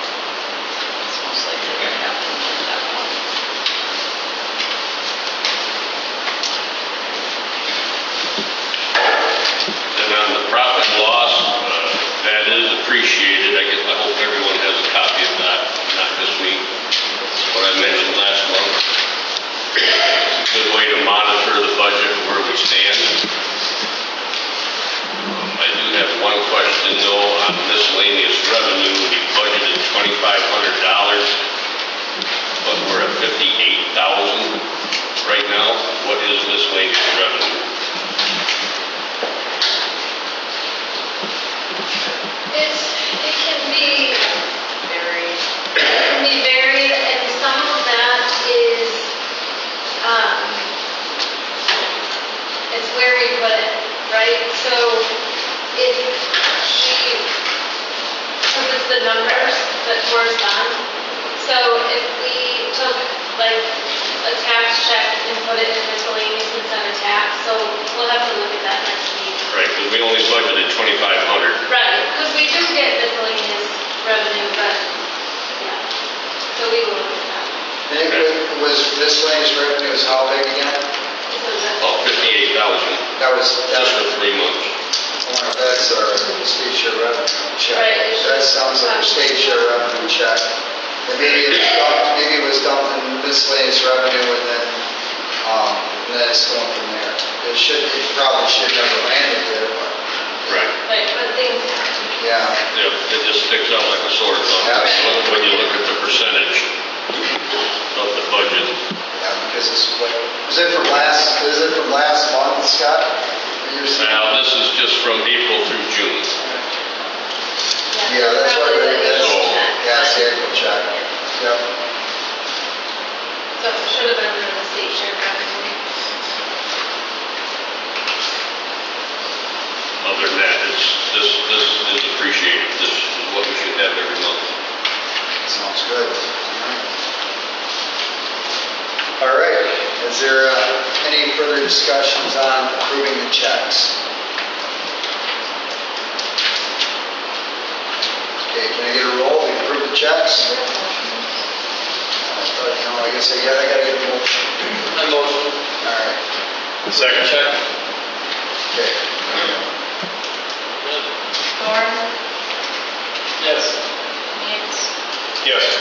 Bushway, Yes. McFarland, Yes. Rebo, yes, Wall. Okay, thank you, board, approve the checks. That opens up to our last public comment of the evening. Is there any further public comment? We're gonna stick to rule. No, you can't do that. It's about what you want in the beginning, and then it can be about something else after. You can't only do one. We've done this numbers numerous times, Jason. How come you can flip it and change it whenever you choose because you don't want to hear what I have to say? Sit down. Oh, look at you, Chapman Sit Jr. down. What are you going to Well, you do? called me. Nobody else has anything to say. You're not going to allow me. Do you guys see this? You think it's appropriate? Public comment number one, public comment number two. How many times has he allowed people to have two? We can watch Steve's videos. Keep it on your face, Steve. Because how many times? Let's replay the YouTube videos. How many times have I made two public comments? Because you're scared? Well, I'm going to set this out of your guys' desk. Hopefully you guys review it. Pass it around, Corey. Because you can't handle truth. You can't handle actual actionable items because you are not trying to stop anything and protect our township. You have some other little American thing that you think you're going to prop up in here and set up on top of us and toxify us. Yes, you do. Quit your We lying. need to, I'm doing my meeting. Whatever. I'm doing my Your meeting's over, buddy. Nobody else has public comment. Please have a seat. Don't tell me please nothing. You're pathetic. You can't even listen to people. Okay. Please. I know. Please nothing, Corey. You can't